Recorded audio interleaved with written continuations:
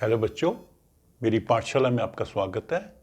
आज से हम मैथ चैप्टर 12 अलजेब्रिक एक्सप्रेशंस वो शुरू करेंगे और इस चैप्टर में जो भी इंपॉर्टेंट टर्म्स हैं उनको समझेंगे और फिर इनकी एक्सरसाइजेस को भी हल करेंगे। तो सबसे पहले समझ लेते हैं कि अलजेब्रिक एक्सप्रेशन होता क्या है। जैसे मैं अगर लिखूँ 4x + 5 या 2x - 1 या मैं लिखूं 2x² - 2x + 1, ये सब जो हैं अलजेब्रिक एक्सप्रेशंस हैं। अभी इसको ले लेते हैं। अलजेब्रिक एक्सप्रेशन में जनरली एक तो वेरिएबल होगा, जैसे इसमें वेरिएबल x। वेरिएबल वो वैल्यू है जो चेंज होती रहती है, इसकी कोई फिक्स्ड वैल्यू नहीं है। फिर इक्वेशन में या इस एक्सप्रेशन में कुछ कांस्टेंट्स होंगे। एक तो हो गया आपका वेरिएबल,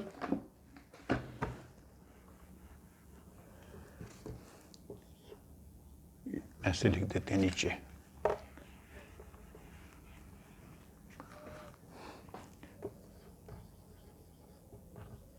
वेरिएबल वो टर्म है जिसकी वैल्यू चेंज होती है। फिर कांस्टेंट वो टर्म है जिसकी वैल्यू चेंज नहीं होगी। और कई बार वेरिएबल को हमने किसी इंटीजर से मल्टीप्लाई किया होगा, जैसे यहां पे 4 × x है तो उसको कहते हैं कोएफिशिएंट। ठीक है, तो इन सब को मिलाकर एक अलजेब्रिक एक्सप्रेशन बनती है।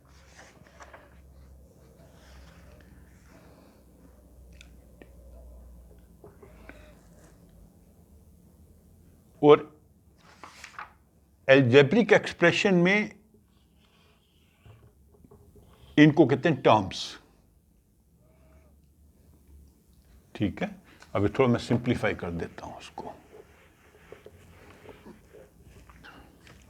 जैसे x² - x, ये एक्सप्रेशन में दो टर्म्स हैं। पहली टर्म ये है और दूसरी ये है। और एज पर कन्वेंशन क्या करते हैं, ये जो माइनस है इसके साथ रखेंगे, तो हम इसको क्या मानेंगे, x² + -x। तो दो टर्म्स को ऐड करने से बनती है। ये टर्म पॉजिटिव टर्म है, ये नेगेटिव टर्म है। तो कोई भी अलजेब्रिक एक्सप्रेशन में एक टर्म हो सकती है, दो टर्म्स हो सकती हैं, दो से ज्यादा हो सकती हैं, और उनके एडिशन से बनती हैं।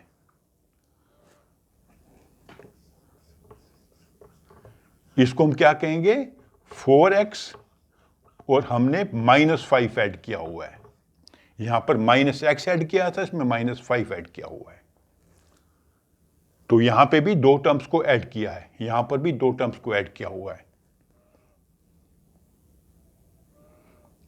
तो दो टर्म्स को जब हम ऐड कर देंगे तो बनेगी एक अलजेब्रिक एक्सप्रेशन।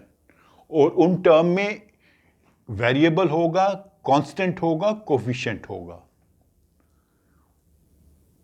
ठीक है, कोफिशिएंट क्या चीज किसे कहते हैं,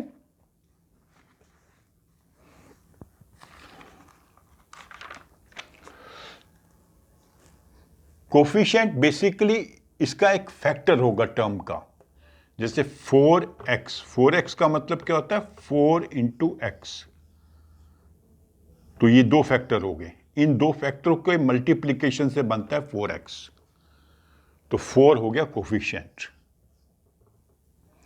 अगर हम लिखें खाली x, ओनली x लिखें, तो इसका कोफिशिएंट होगा 1, क्योंकि 1 नॉर्मली हम लिखते नहीं है। We never write 1x in a expression, we write x। तो इसका कोफिशिएंट हो गया 1। और अगर टर्म है -x, तो इसका कोफिशिएंट होगा -1। -1 को जब x से मल्टीप्लाई किया तो बना -x, तो इसका कोफिशिएंट है -1। तो ये न्यूमेरिकल वैल्यू है जो उस वेरिएबल को का एक फैक्टर है, वेरिएबल से मल्टीप्लाई करके टर्म का फैक्टर है।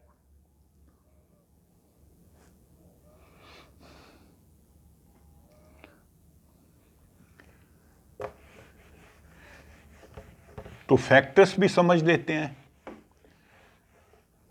मान लीजिए हम लिखें 4x, तो उसके क्या फैक्टर बनेंगे? 4 इंटू एक्स, क्योंकि इन दोनों को मल्टीप्लाई किया तो ये बना। अगर हम लिखें 2xy, ये भी एक टर्म है जिसमें 2 इंटू एक्स इंटू वाई, इन तीनों को मल्टीप्लाई करने से ये टर्म बनी। इसमें x भी वेरिएबल है, y भी वेरिएबल है, 2 कोफिशिएंट है, ये न्यूमेरिकल वैल्यू है। या ऐसे करें 3x स्क्वायर, तो उसका क्या मतलब होता है? 3 into x into x. X square का मतलब x को x से मल्टीप्लाई किया, तो उसके 3 फैक्टर बने। ये 3 कोफिशिएंट है, x वेरिएबल, और उसी x से दोबारा उसको मल्टीप्लाई किया है, तो ये इसके फैक्टर्स हो गए।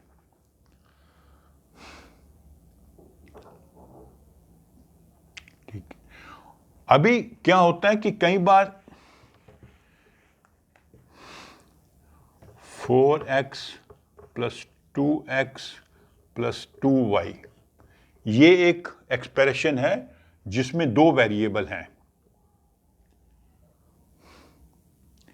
इनमें जो फैक्टर है 4 इंटू एक्स है, इसमें फैक्टर्स हैं 2 इंटू एक्स, और इसमें फैक्टर्स हैं 2 इंटू वाई। ये इनके फैक्टर्स हैं। अब यहां पर अगर हम इसको छोड़ दें, इसको एक सेकंड के लिए इग्नोर कर दें कोफिशिएंट को, तो ये x है, ये x है, तो इनको कहेंगे लाइक टर्म्स। ये लाइक टर्म्स हैं क्योंकि इनके जो फैक्टर्स हैं वो सेम है कोफिशिएंट को छोड़कर।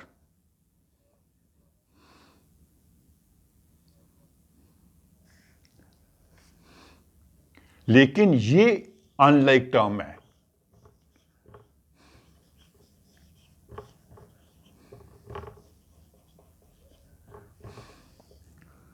तो लाइक टर्म्स को हम ऐड कर सकते हैं, सब्ट्रैक्ट कर सकते हैं। जैसे इसी में अगर हम इसको थोड़ा सॉल्व करेंगे तो ये क्या बन जाएगा? क्योंकि ये लाइक टर्म्स हैं, इनको ऐड कर देंगे। 4 + 2 6 इज इक्वल प्लस 2y। तो इस एक्सप्रेशन को हम ऐसे चेंज कर सकते हैं। कैसे चेंज कर लिया? इसमें 2 लाइक टर्म्स थी, उनको ऐड कर दिया।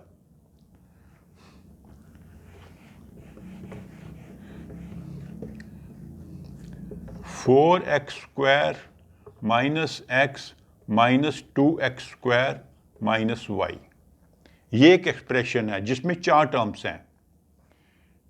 तो इनका जो फैक्टर्स हैं 4 इंटू एक्स इंटू एक्स, इसके क्या फैक्टर होंगे? -1 इंटू एक्स। इसके क्या होंगे? -2 इंटू एक्स इंटू एक्स, और उसका क्या होगा? -1 इंटू वाई। तो ये 2 टर्म्स हैं जिनमें अगर हम कोफिशिएंट को छोड़ दें तो वेरिएबल बराबर हैं। इसमें भी x इंटू एक्स है, इंटू एक्स इंटू एक्स है, तो ये लाइक टर्म्स हैं। ये अनलाइक है बाकी 2। तो अगर हमने इसको सॉल्व करना है तो ऐसे सॉल्व होगा, ये सिंप्लीफाई होगा। सॉल्व नहीं कर रहे, सिंप्लीफाई करेंगे। कैसे सिंप्लीफाई होगा? ये 4 प्लस है, ये -2 है, ये हो जाएगा 2x square minus x minus y. अब ये सभी अनलाइक टर्म्स हैं, तो उसको फर्दर ऐड या सब्ट्रैक्ट नहीं कर सकते। तो लाइक टर्म्स आपको इसलिए समझनी है क्योंकि कई बार हम एक्सप्रेशन को सिंप्लीफाई करते हैं। जैसे इसको हमने ऐसे सिंप्लीफाई किया, इन दोनों टर्म्स को सब्ट्रैक्ट करके 4 में से -2 सब्ट्रैक्ट कर दिया।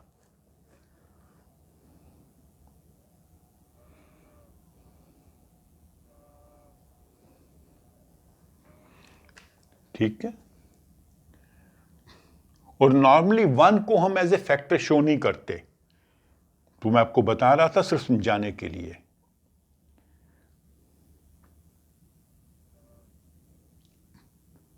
तो लाइक टर्म्स वो हैं जिनके फैक्टर्स एक जैसे हैं, इसका फैक्टर और इसका फैक्टर एक जैसे है। ये x इंटू एक्स है, ये भी x इंटू एक्स है, ये सिंपली x है, ये सिंपली y है, ये अनलाइक है। यहां पर तीनों अनलाइक हो गई, यहां पर दो लाइक थी, उनको हमने सिंप्लीफाई कर दिया तो ये तीनों अनलाइक बन गई।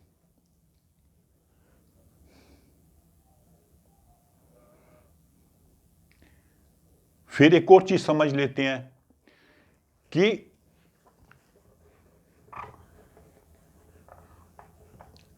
एक एक्सप्रेशन में कितनी टर्म्स हैं, उस पे उसकी कैटेगराइजेशन करते हैं।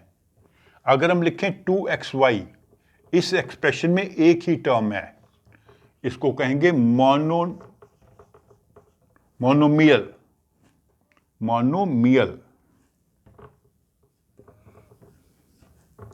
मोनोमियल एक टर्म है। अगर किसी में दो टर्म होती, जैसे x प्लस वाई, ये हो जाएगा बाइनोमियल। बाई का मतलब होता है दो, मोनो का मतलब होता है सिंगल। अगर तीन टर्म होती, 2x² प्लस x प्लस 4, एक टर्म है, दो टर्म है, तीन टर्म है, तीनों अनलाइक हैं। यहां भी तीनों अनलाइक, दोनों अनलाइक थी, ये एक ही टर्म थी, इसको कहेंगे ट्राइनोमियल। तो यहां से एक वर्ड बनता है पॉलिनोमियल। पॉलिनोमियल मतलब जिसमें एक से ज्यादा टर्म हो, वो बाइनोमियल हो सकता है, ट्राइनोमियल हो सकता है, या चार भी हो सकते हैं, पांच भी हो सकते हैं। तो एक टर्म है तो मोनोमियल, दो टर्म्स है तो बाइनोमियल, तीन टर्म्स है ट्राइनोमियल, और उसके बाद में पॉलिनोमियल एक जनरल वर्ड है, ये तीनों को अप्लाई करता है। ये सभी पॉलिनोमियल हैं। इस पॉलिनोमियल में एक टर्म है, इस पॉलिनोमियल में दो टर्म्स हैं, इस पॉलिनोमियल में तीन टर्म्स हैं, और तीनों अनलाइक टर्म्स होनी चाहिए। अगर मैं ये लिखूं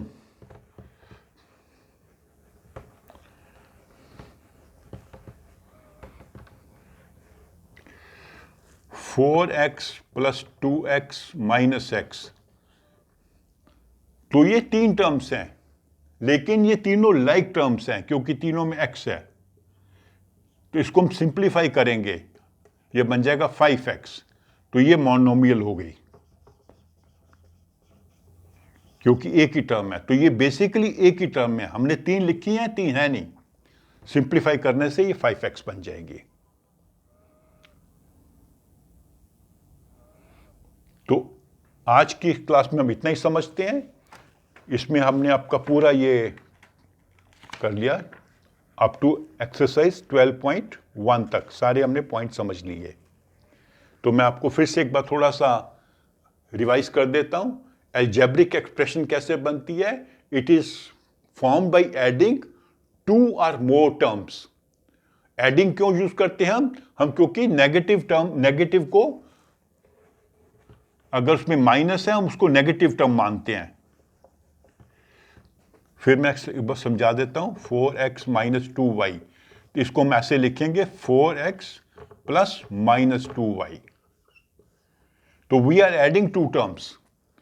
टू टर्म्स को ऐड करने से या टू से ज्यादा टर्म्स को ऐड करने से हम एक अलजेब्रिक एक्सप्रेशन बनाते हैं। उसमें एक वेरिएबल होगा जिसकी वैल्यू चेंज होती है, यहां पर x है, ये y है, कांस्टेंट होंगे, इनमें कोई कांस्टेंट नहीं है, कोफिशिएंट जिससे हमने वेरिएबल को मल्टीप्लाई किया होता है। ठीक है, और